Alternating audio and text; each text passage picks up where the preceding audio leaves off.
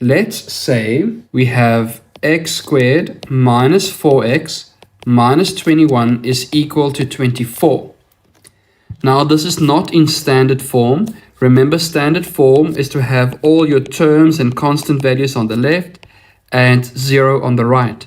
So let's move the 24 over to the left hand side, and that will be x squared minus 4x minus 21 minus 24 equal to 0. And if I add like terms together, I have x squared minus 4x minus 45. Now you can decide on how you want to factorize this trinomial. And in a previous video, I showed you the method that I enjoy.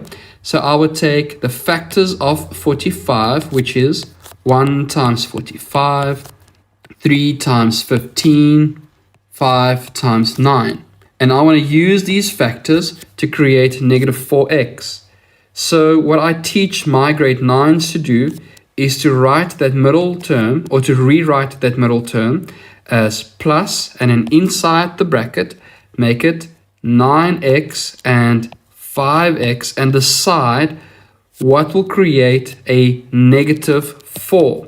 So I will need to have negative 9 plus 5 in order to create negative 4. And this will allow me to see the two brackets. So I'll have x minus 9 times x plus 5. And you get the two brackets from taking minus 9 and plus 5 and placing them in the right positions. So that's the method that I choose to teach my grade 9s. But your teacher might use something similar to finding the factors and then building the negative 4 for the middle term. So now we have factorized the trinomial, and notice that it's equal to 0.